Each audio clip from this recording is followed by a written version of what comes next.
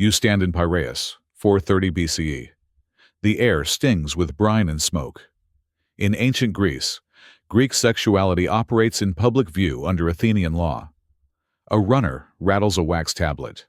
A red-marked door opens. Inside, boots scuff. A voice names a price. Another voice answers. Cheap rooms line this working street. A cup of watered wine splashes your sleeve. Men talk in the alley. A boy carries oil and linens. Someone is turned away for lack of coin. From the doorway comes a quick slap, and then quiet. A taxman passes. The keeper nods to him. The mark over the door signals trade. Men step in. Men step out. You watch the door close and listen for steps. Law stands inside this doorway. The city records profit where it can.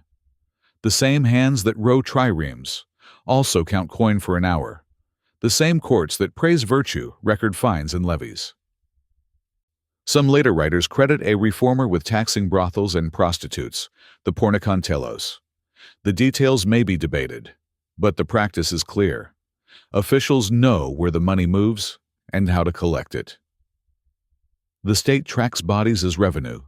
The women inside are pornai. Most are enslaved.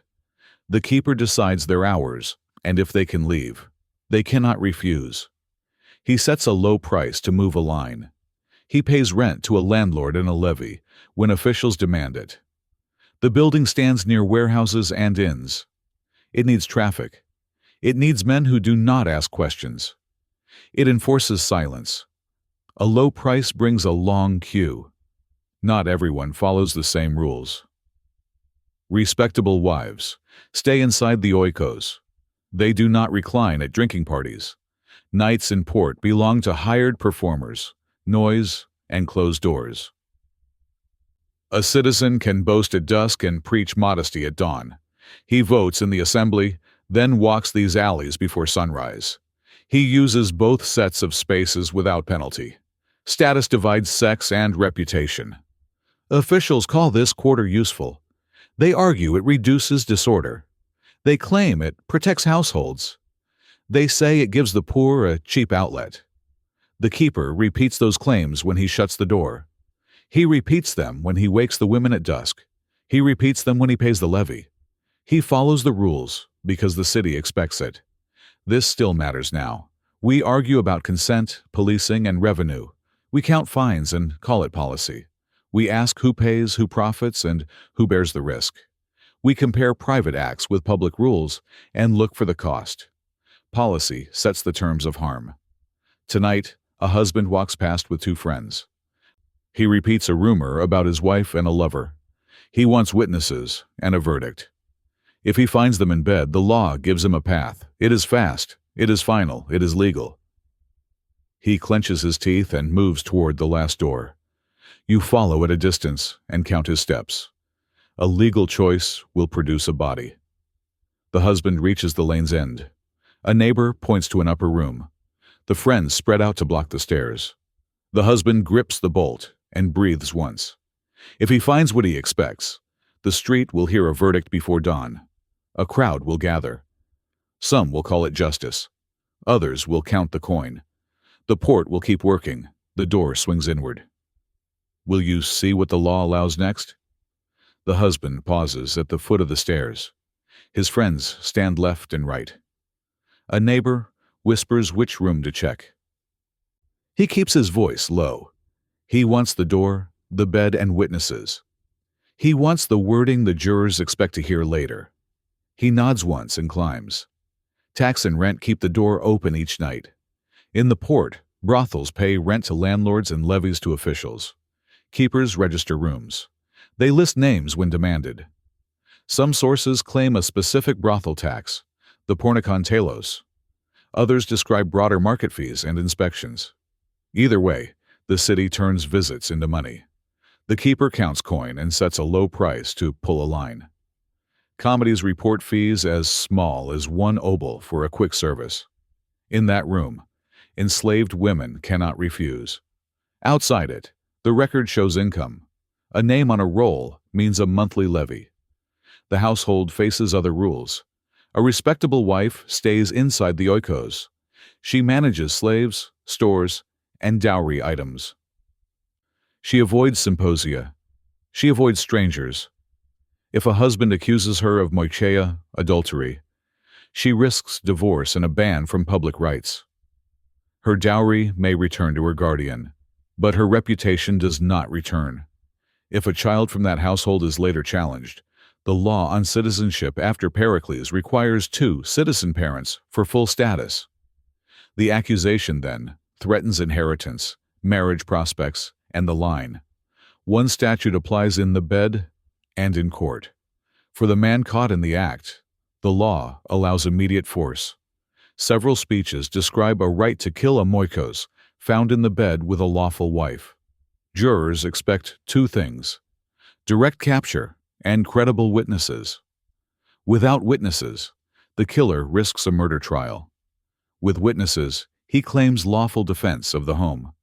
The husband knows this. He brought 2 friends for that reason. He needs eyes on the scene and names for the court. Household honor sets penalties, not talk or desire.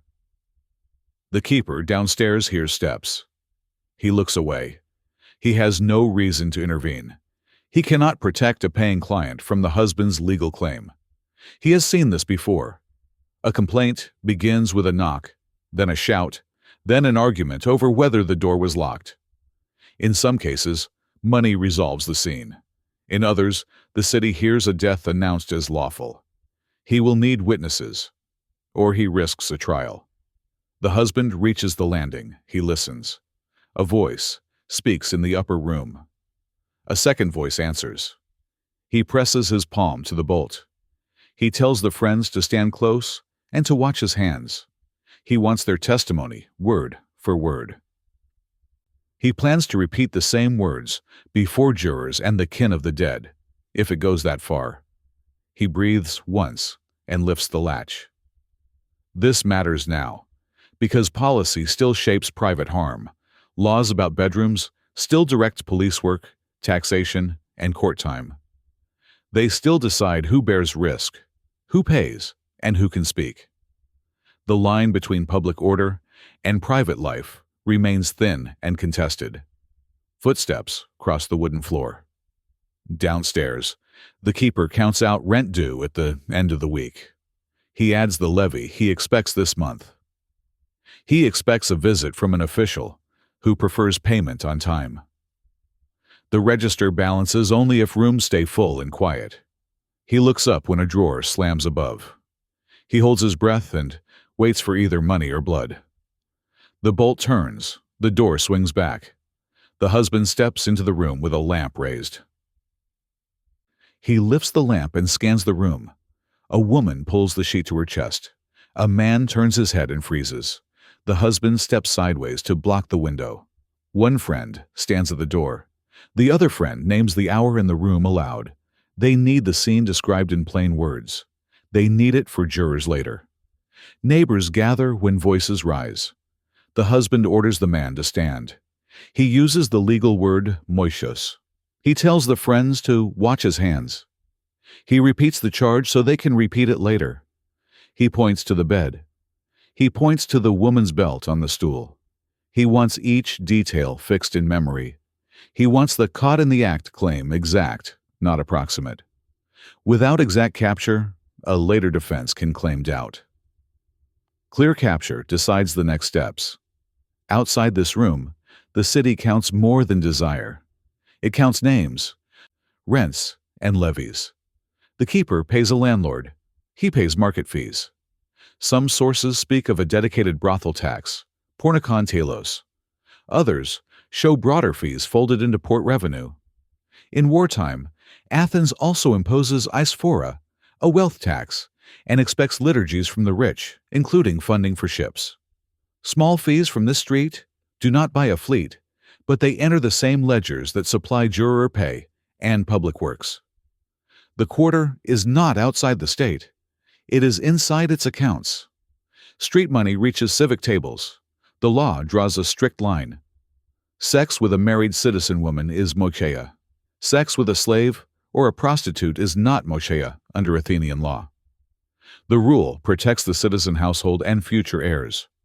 It does not protect enslaved bodies. It does not treat consent as the core issue. The penalty targets the intruder because the intruder threatens lineage and dowry. The wife faces religious and social bans. The lover, if captured in the bed, risks death.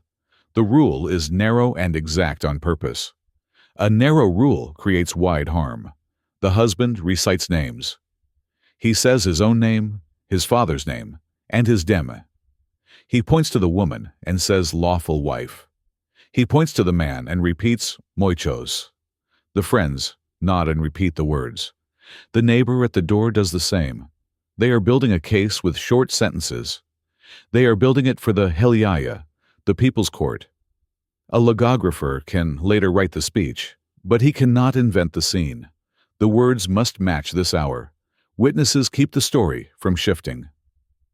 Realm stakes press into the room. A citizen's wife links families, property, and the next roster of voters and soldiers. After Pericles' citizenship law, a child must have 2 citizen parents for full status. An adultery charge can break a marriage, stain a family, and invite rival suits. It affects dowries, inheritance, and alliances between houses. The case in this room does not end at the bed. It reaches the assembly hall and the jury payment tables. Private acts feed public outcomes. Years later, a single night of smashed Herm statues will throw Athens into panic about sacrilege and hidden plots. The city will see sex images and think of war, loyalty, and control. The seam between bedroom and state will show again. The pattern begins here. Protect the household, police desire, and fund the city where possible. Fear travels from rooms to streets.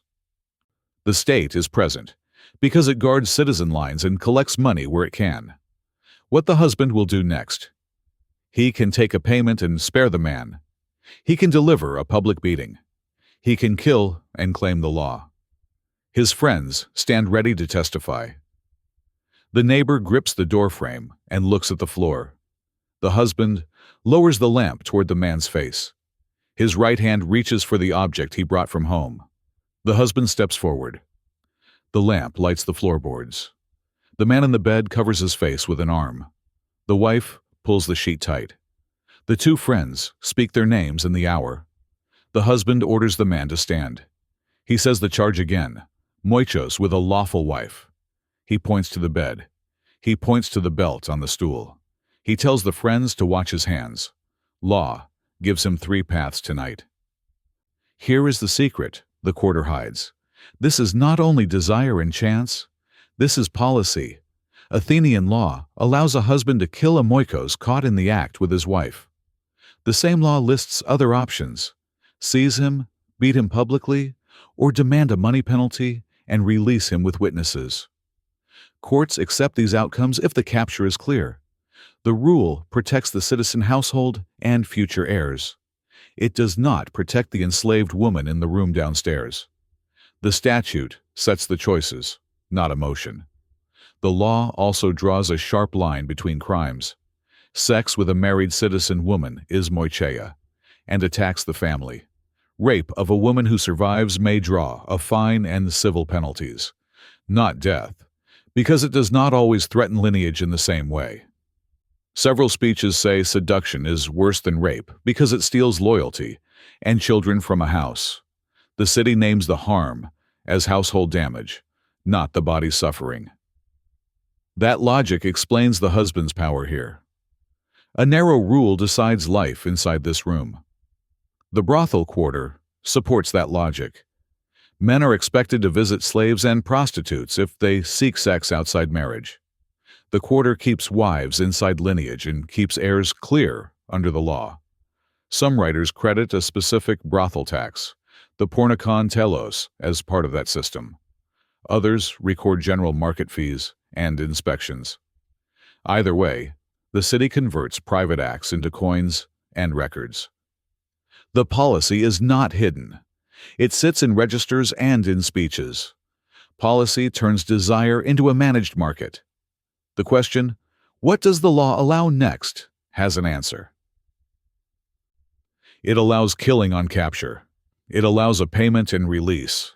It allows a public beating, recorded as a lawful response. The husband knows each path. He has witnesses. He can stand in court and repeat each step in short sentences. He can say he acted under a statute, not in rage. He still must choose a path now. He tells the friends to hold the door. He orders the man to stand and to keep his hands where they can see them. He asks his name, his father's name, and his dim. The man gives them. The husband repeats the names so the witnesses can confirm them later. He warns the man that the law permits death in this case. The wife cries out once. The neighbor steps back to the stair and waits. A warning spoken aloud becomes testimony later. This matters now because legal design still shapes private harm. Law can shift risk from one group to another and call it order. Rules about bedrooms still direct police time, courtroom speech, and public money. When a city creates legal outlets and defines family harm, it sets the stage for who can be hurt, who can pay, and who can speak. Design, not impulse, drives the night. He asks the man if he will pay to walk out alive. The friends hear the words. They will repeat them later, if needed. The man swallows. He looks at the door. He looks at the lamp. The husband nods once. He says the number he demands. He says the deadline. He says the witnesses will attest to the terms. The room holds still for a count of 3. The man answers, and the husband reaches for the strap he brought. The number he named is too high. The man says he cannot pay it. The husband keeps the lamp raised. He repeats the demand once. The man looks at the door and does not answer. The husband nods to the friends. He tells them to watch his hands and remember each word. He lifts the strap. He chooses the path the law permits. He orders the man to stand beside the bed. The friends move 2 steps closer. The neighbor stays at the threshold and looks down. The wife clutches the sheet and turns her face to the wall. The husband says the charge again. He names the hour again. He tells the friends to confirm that he speaks calmly and that the man stands before him. They repeat the words. Witnesses fix what they see tonight. The husband loops the strap. He places it where he wants it. He gives one last chance to pay. The man shakes his head. The husband tightens the strap and pulls. The man's heel strikes the stool. The lamp smokes. The wife cries out and then covers her mouth. The friend at the door looks away and then looks back.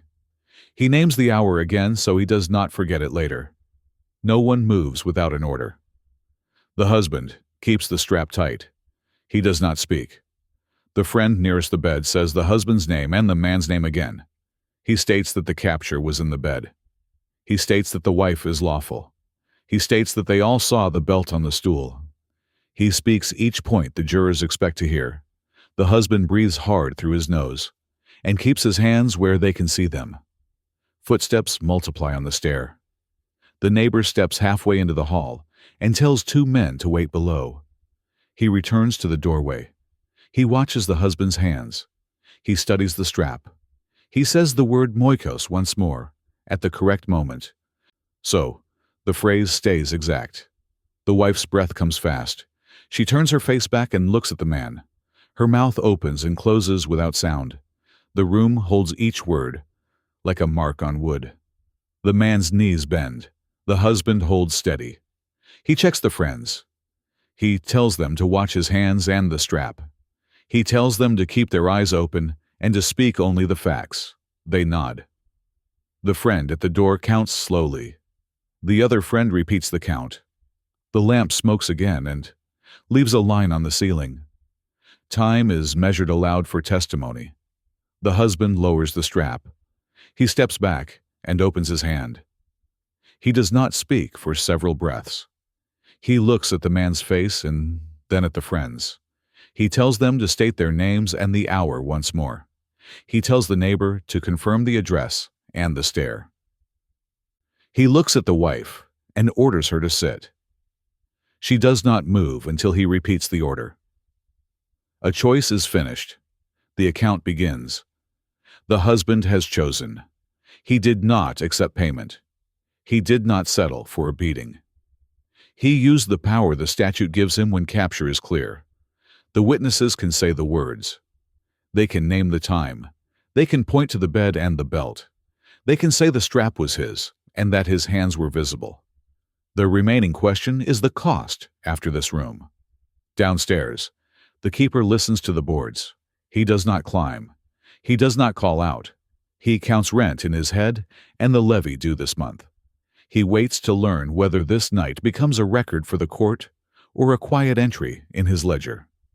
He waits to know if the door stays open tomorrow. At the foot of the stairs, voices rise. The husband tells the friends to hold the doorway.